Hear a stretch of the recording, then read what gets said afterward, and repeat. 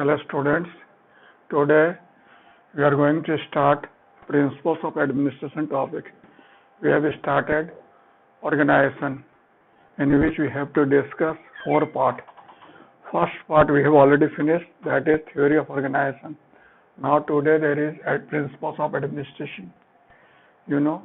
Principles of Administration is the sum total of all principles which are present in administration and help instrumental in giving pyramidal shape to organization and its proper functioning.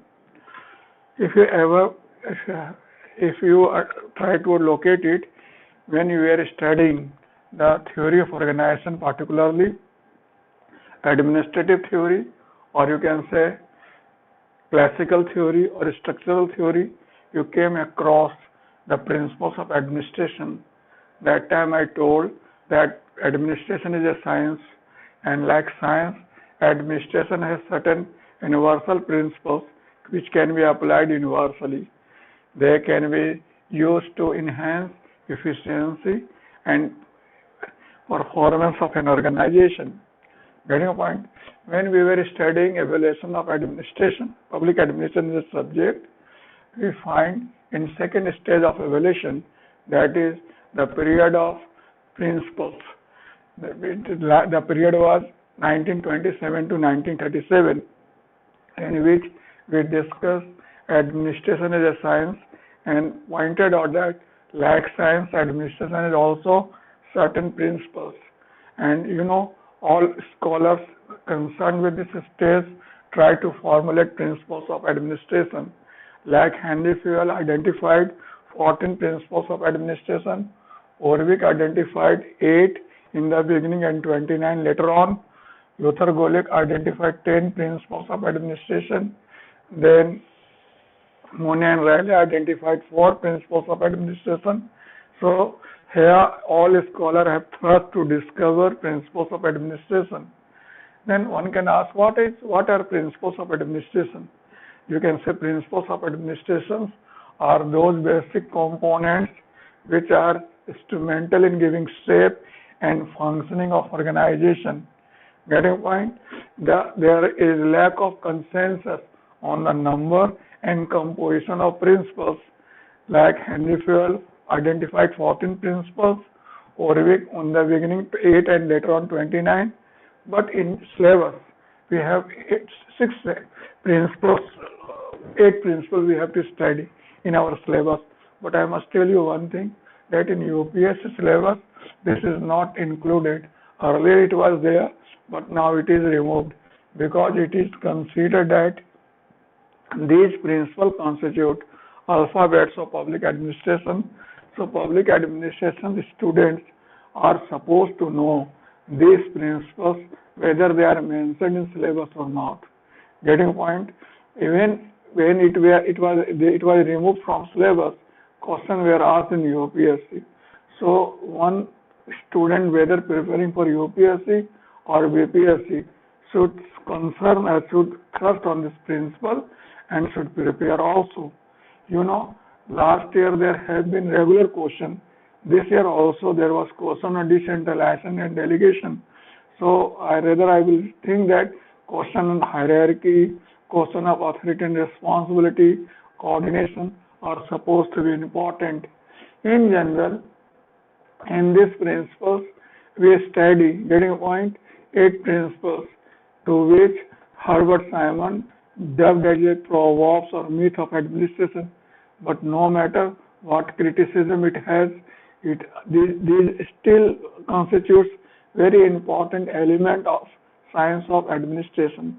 So you don't have any denial that whether whether importance of coordination increase or not. Coordination is very much required. Centralization is very much required. Decentralization is equally essential. You don't have any options. So you have to adopt or you have to apply these principles in administration in significant way. In our syllabus, principle of hierarchy, principle of unity of command, principle of span of control, principle of coordination, principle of authority and responsibility, principle of centralization, decentralization, principles of delegation, and principles of supervision are included. We will study these principles in separate. Today we are going to start the principle of hierarchy, and later on we can say what we can do. Today we are also concentrating one question asked in BPSC. In 40th BPSC, there was one question that was supposed to be very important one. 40वां BPSC. Question number 3 is there. The question is 4 part, and you have to focus in the first part says, explain the concept of hierarchy and relevance which the process of delegation bears to vertical expansion of an organization. Number 2, the reason why hierarchy assumes the shape of pyramid. Number 3, the manner in which the span of control influences the structure of an organization. Number 4, the method for flattening and hierarchy. The questions are a little bit tough, conceptual, and one requires to understand it properly. So today there is principle of hierarchy. In first part of question, you have to write what is principle of hierarchy, and now you have to write also their relevance. In second part, you have to write why organization take the shape of pyramid. Number 3, you will have to point out that how a span of control influence a structure of organization. And number 4, question is asked how we can make flatten organization. Getting a point? By increasing the span of control. Getting a point? So this is you required to do. First, you discuss what is principle of hierarchy. You know, principle of hierarchy is foremost and most important principles of administration. Mooney says it is universal phenomena. Means you can find everywhere, no matter it's a private organization, public organization, developed country, developing country, everywhere you go, there is hierarchy. Even in our social setup, there is hierarchy. That is called kinship also. Lineage we can point out. This is also hierarchy. Getting a point? Mooney Riley termed hierarchy as a scalar process, while Henry termed hierarchy is a scalar change. Getting a point? What do you mean by hierarchy? The term hierarchy is derived from the Greek word where it stands for, you can say, ordering of priest. Getting a point? Ordering of priest here in Greek literature. Getting a point? Ordering of priest in rank is called hierarchy. The literal meaning of hierarchy is control of higher over lower. As a concept, hierarchy stands for a structure or a arrangement in which all employees are arranged from top to bottom in chain of command. Getting what this is called hierarchy. Several scholars try to define principle of hierarchy. Getting what you require to understand or to mug up one or two definitions, because in exam, getting a point, sometimes question come on statement also. So as being a student of public administration, you are supposed to go through some definition. Getting a point? So I will rather request you to take two definitions. First you can take L.D. White, and second definition you can take the of Max Weber. L.D. White says the hierarchy consists of the universal application of superior subordinate relationship through a number of levels of responsibility reaching from the top to the bottom of the structure. You can find in any book, you will get definition given by L.D. White and Max Weber. I will rather request you to mug up this definition, because this definition says hierarchy means what? From top to bottom through level of responsibility. Getting point? Senior subordinate relationship is called hierarchy. Getting point? And what Max Weber says, that office of organization of offices, the organization of government followed the principle of hierarchy, that is, each lower office is under the control and supervision of higher one. Get a point? For example, DSP works on direct control and supervision of SP. Inspector works on control and supervision of DSP. Thus, inspector works on control and supervision of inspector. This is called hierarchy. Getting point? So you have to understand some definition. Robert Preston says that hierarchy is a system of ranking persons along a descending order from top to the bottom of organization.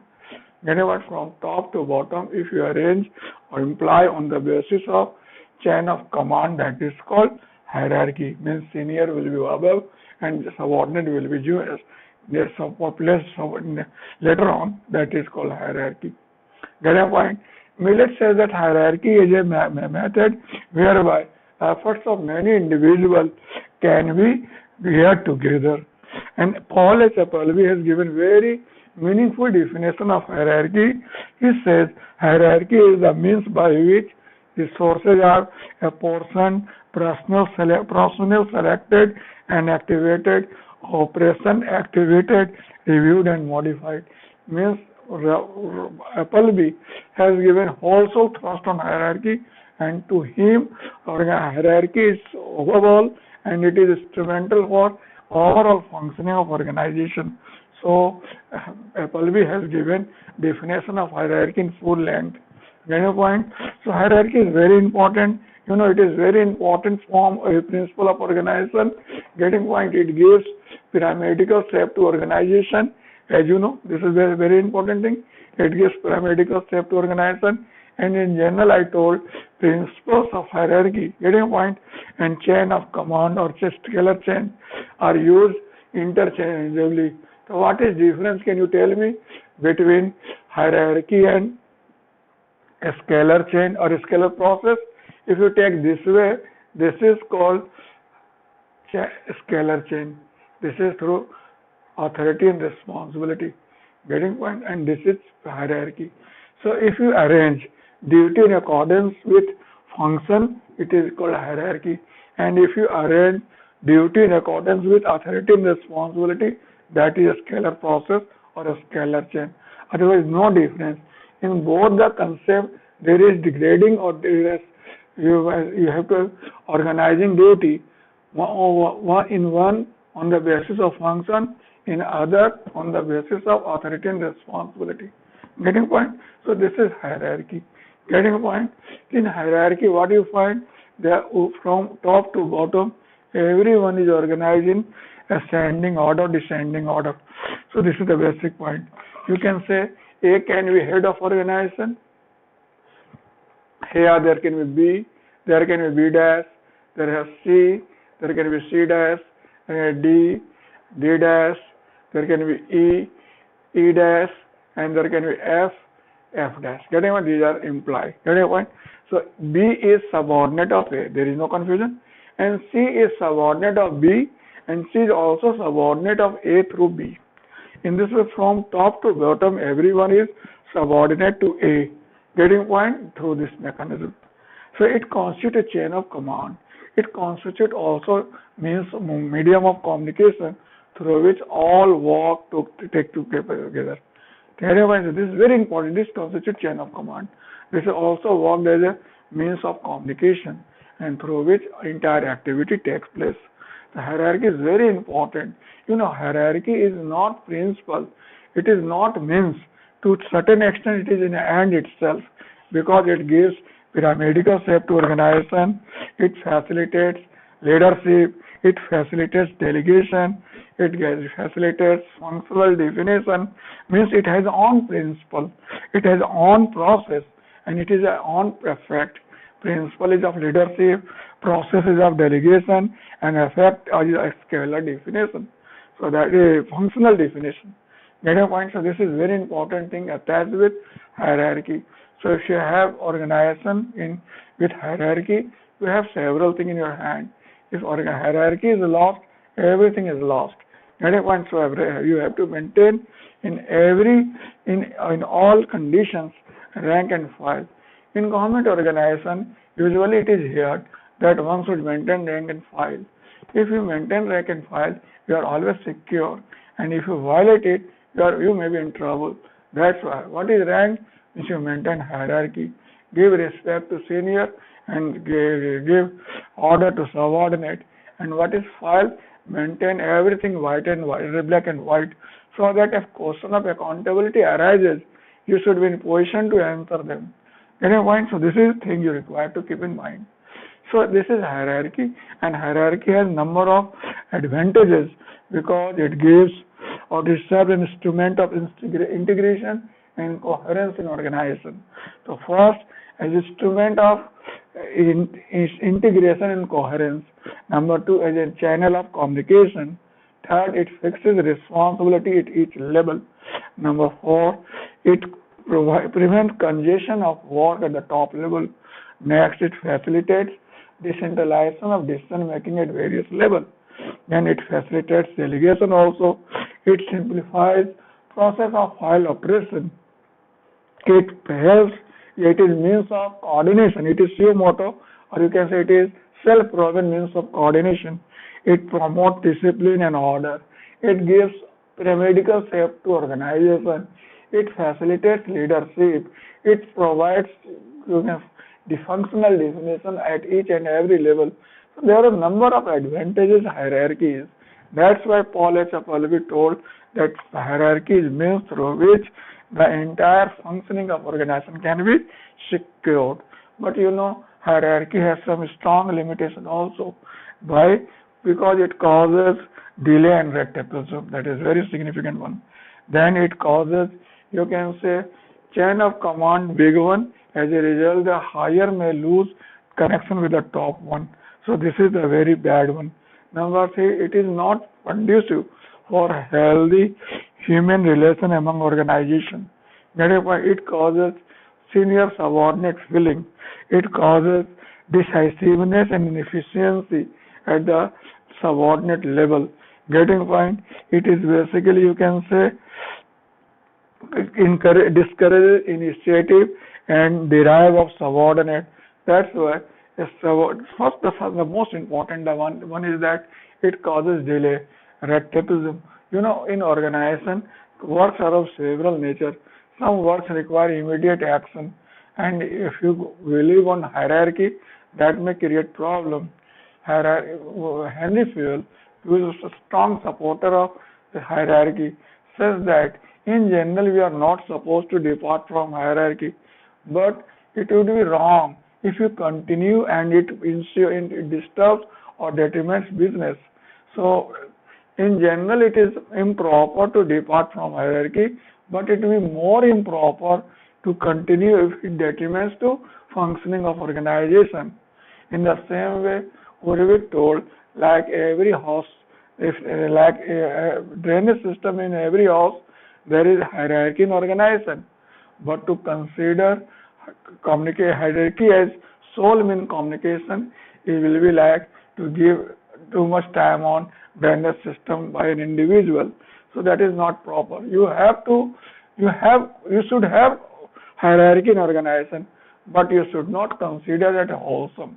You are not supposed to give too much importance to it. Getting point? Because it may lead to some problem also. Getting point? So as I told, in government organization, delay is very improper, sometimes unwarranted also.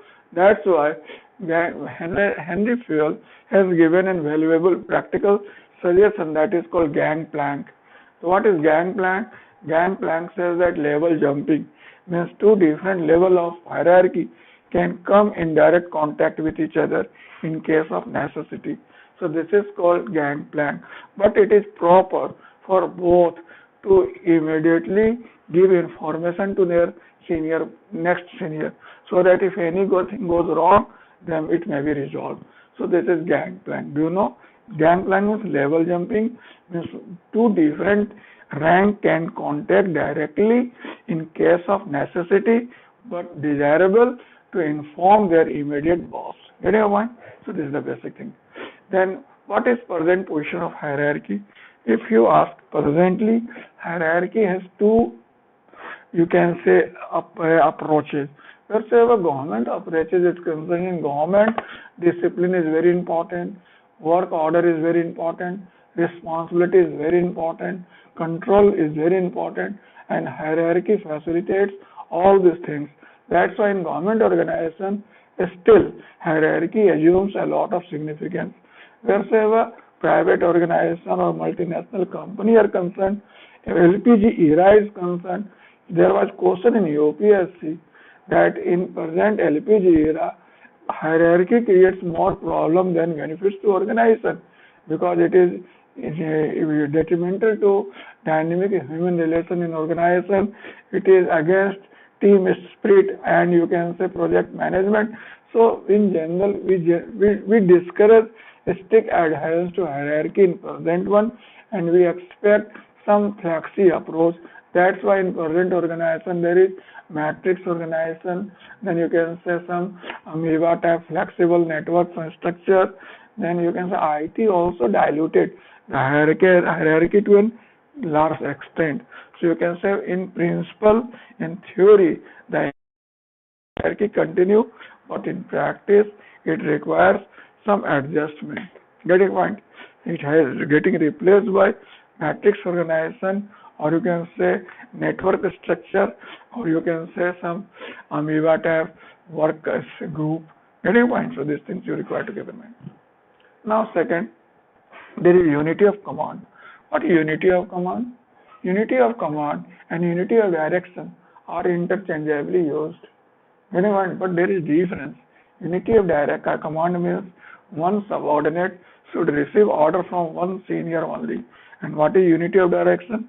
One's program, one plan should have only one head. If one plan may have more than one head, then there may be confusion. In the same way, principle of hierarchy says, principle of unity of command says, one subordinate should receive order from only one senior. If more than one senior starts giving order to subordinate, then he may confuse to which order he required to obey and which not. So there may be some indiscipline, work or disorder, and they are detrimental to organization. That's why unity of command is very important. Unity of command is also called mono command, or you can say one subordinate, one boss. One subordinate, one boss. You have one subordinate, one senior superior concept. Several scholars try to give definition of unity of command, like Henry Fell says, for any action whatsoever, an employee should receive order from one superior only. In the same way, Prefner and Prester says that concept of unity of command requires that each member of an organization should report to one and only one leader. So these two definitions give very clearly that unity of command means one should report to only one in organization. So that is very important thing. One subordinate, one senior. This concept is very important as it gives pyramidal shape to organization and very much you can say self-proven means of coordination. So unity of command is very much important. Henry Fell is a strong supporter of unity of command. He says that if unity of command is violated, then what happens? Then authority is undermined, then discipline gets jeopardized, then order gets disturbed, stability is threatened, uneasiness prevails, and you can say one intelligent subordinate can fall and can play two senior against each other and serve his own interests.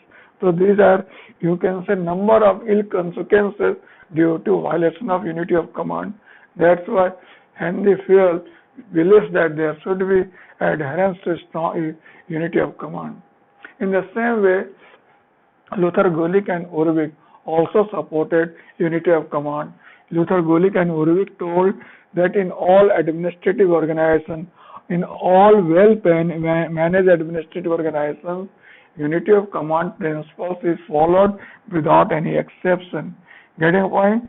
And Gulick also says that if you adhere unity of command principle strongly, strictly, you may have some difficulty, but this difficulty is insignificant to the difficulty caused by, you can say, violation of unity of command, like confusion, like inefficiency, irresponsibility, etc.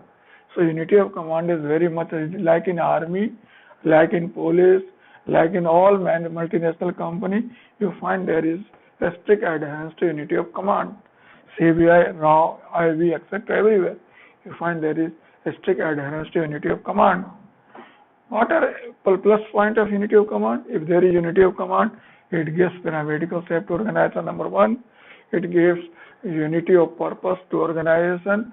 Number three, it is coordinate. It facilitates coordination. It facilitates control. It maintains. It upholds the supremacy of authority. It ensures order and discipline organization. It causes stability. So number of benefit if we follow unity of command. Getting point? But in practice, if you find in reality, you find it is very difficult to maintain command.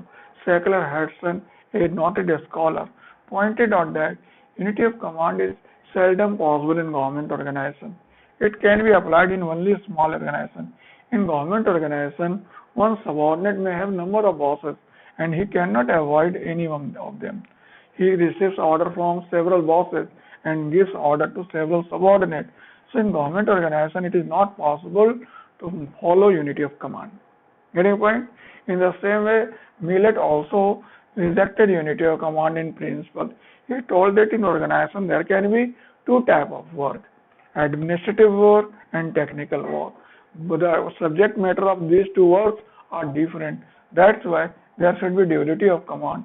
Means a subordinate should be subjected to order of two senior, one technical and second administrative, and under no circumstances there should be conflicting order. Getting point? Simon also rejected unity of command. He told that unity of command is against the principle of specialization. The F.W. Taylor, the father of scientific management, rejected unity of command by saying that unity of command is not feasible for scientific management because functional supervision requires functional foremanship. That's why he rejected unity of command and suggested functional supervision concept in which one subordinate, one worker is supposed to get order from 8 superior in 8 different subjects. Get a point? A case study in UP says that a collector in UP receives order from 35 departments and give order to 23 organizations. So unity of command in, you can say, practice not possible presently, particularly due to addition of board and commission type organization, due to growing use of staff and auxiliary agency. The unity of command principle in toto is not possible. It requires some lateral modification, some behavioral modification.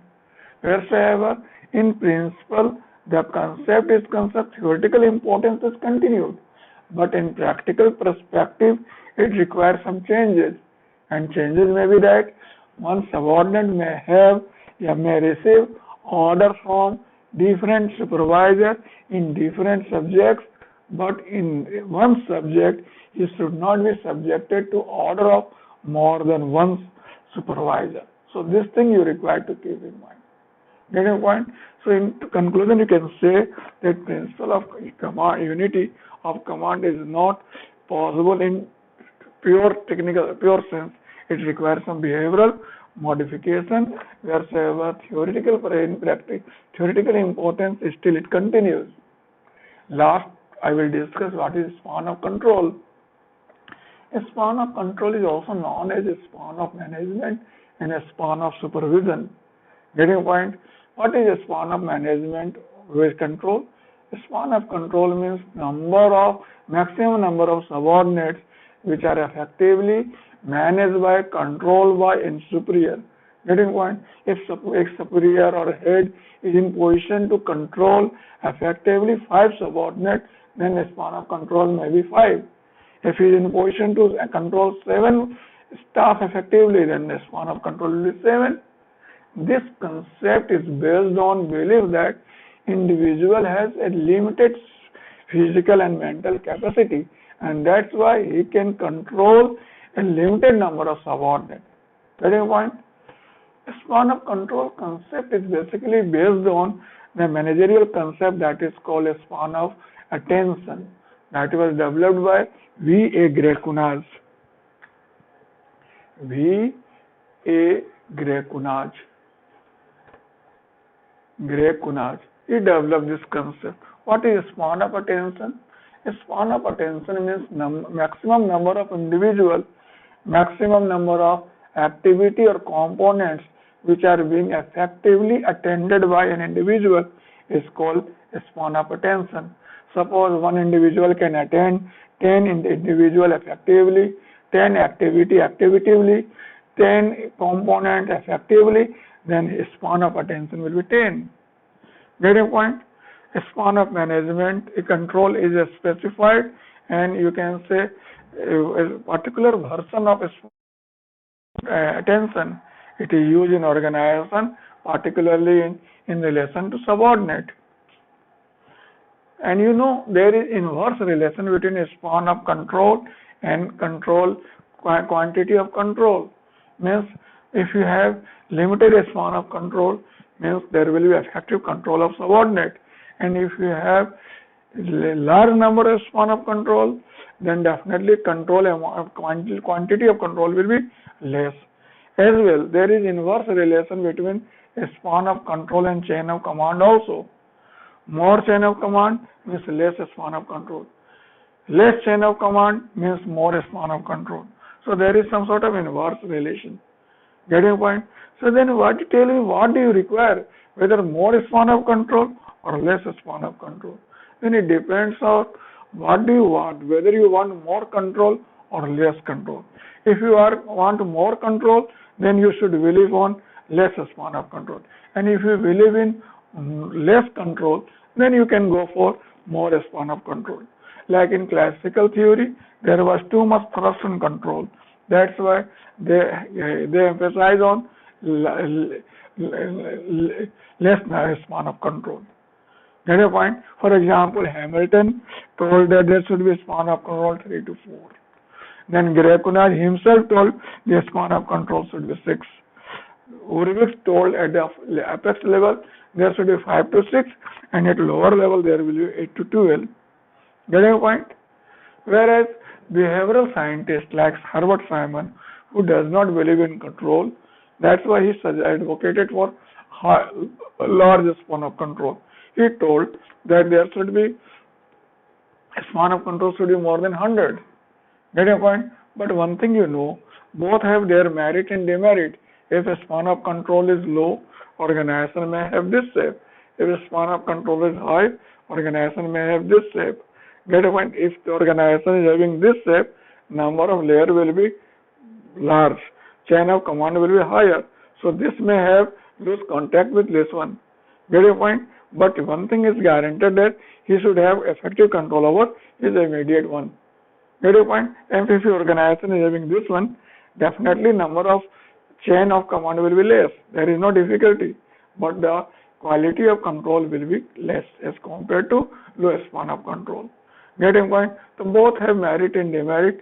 That's why in organization there is selective use of a span of control. At apex level of organization, as work is more important, so control is very effective one. That's why there is less span of control. At lower level of organization, there is routine work that they don't need more control. That's why span of control is high. In police department, control is more effectively required, then span of control is less. While in university, control is not much required. That's why span of control is less. So it depends on organization and to level to organization also. In general, span of control stands for number of subordinates. But really it stands for number of subordinates? No, it does not stand for number of subordinates.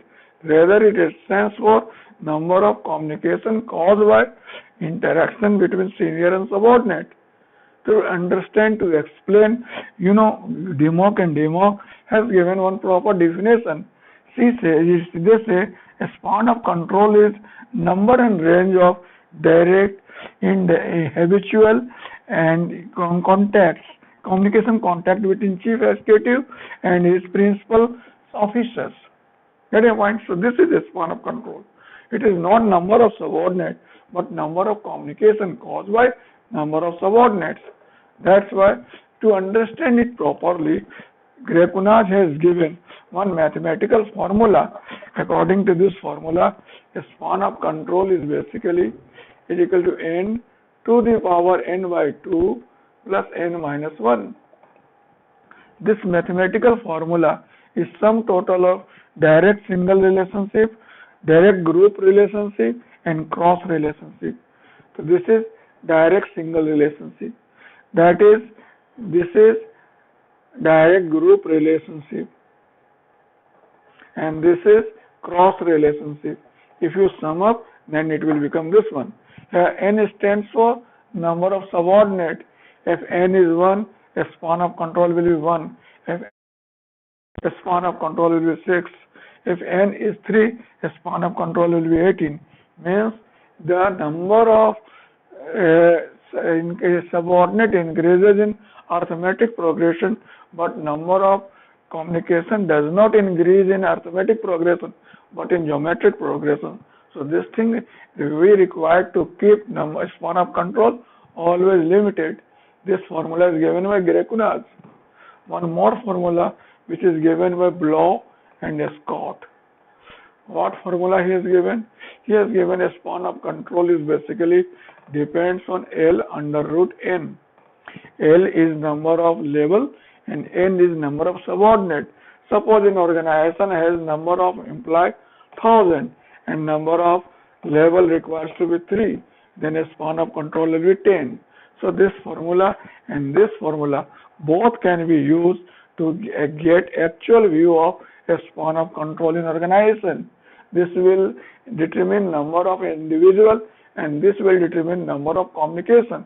So we collect these two principles, then only we can get the clear-cut view of a span of control in organization. But one thing that is important, you have limited physical and mental capacity. That's why you can keep number of span of control always limited. Getting point? You cannot have infinite number of span of control in general. Get your point? But research, when research carries on, then we come to know that a span of control depends on several factors. It does not depend on only number of subordinates. Some other factor also determines a span of control. So what are factors which determine a span of control? Then first you can say function of organization. If function is routine, then a span of control will be high. If function is basic function, technical function, then a span of control will be low. Then you can say time. Time means when organization is old, a span of control will be high. When organization is new, a span of control will be less. Get your point? When you can say space, if in organization employees are placed or sitting arrangement under a single roof, then a span of control will be high. And if they are placed separately, the span of control will be less. Get your point? Then personality. If employee is trained and given proper training, then span of control will be good, high. And if the employee is lazy or dull or inexperienced or untrained, the span of control will be less. Get your point? Some more thing also determine a span of control. Means what? If you have delegation facility, you can delegate some of your function, then your span of control will be high. If you cannot delegate, then a span of control will be less. Then you can say the tradition and environment of organization. If tradition and environment of organization is positive and historic, encouraging, then a span of control will be high. And if tradition is poor and environment is unconducive, then a span of control will be less. Then technique of supervision. If you have number of technique of supervision, your span of control will be high, and number of technique or technique you don't have, the span of control will be less. Just you can say presently in lockdown, whether span of control is high or less, definitely less, because number of technique of supervision is reduced now. With the adoption of science and technology, particularly IT revolution, has caused number of span of control unlimitedly increase. Now one can supervise number of offices spread all over the world at the same time. one can teach thousands of students sitting in different town and cities of country and studying together. So span of control is now increased significantly due to what you can say IT, managerial know-how, the new managerial concepts. So now a span of control has lost its theoretical practical significance getting due to IT and ICT and managerial development. But wherever theoretical concept is concerned, a span of control is still important. Why? Because Prime Minister, despite development ICT and managerial technology, cannot keep more than one deputy prime minister in general. On very few occasions, prime minister may have deputy prime minister. In general, he avoids because he feels that deputy prime minister and more than one deputy prime minister, then will be politics, groupism, then that will be detrimental to overall functioning. That's why at apex level we pray for there should be less span of control. Get your point? Whereas at lower level number of IT, number of techniques can be applied. That's why span of control can be increased. So span of control has expanded significantly, enormously due to ICT and managerial development. But in general, I tell you, a span of control is theoretical. Importance is still intact. And when we organize, when we give a shape to organization, we require to keep the concept of a span of control.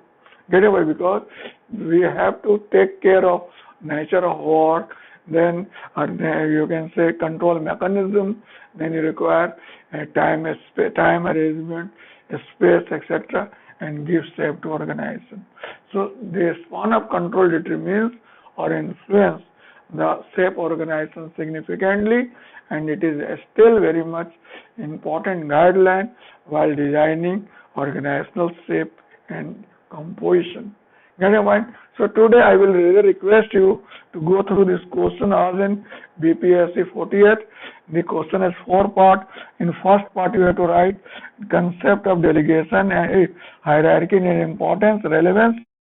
3 points: the principle of hierarchy, the principle of unity of command, and principle of authority and responsibility, which give an organization a pyramidal shape. Then you have to point out then the span of control influence organization shape separate significantly. Then while giving these things, you point out that how the shape of organization gets influenced by span of control. Then you will say how the organization will become flattened or the span of control will be high if we have defined function, we say sitting arrangement together, then training and increasing capacity of employee, then use of delegation, then use of proper technique of supervision, etc. So you can point out IT, use of IT also. So this thing you require to keep in mind while writing. You write your own, and if you have any difficulty you can contact me. Okay, thanks, enjoy.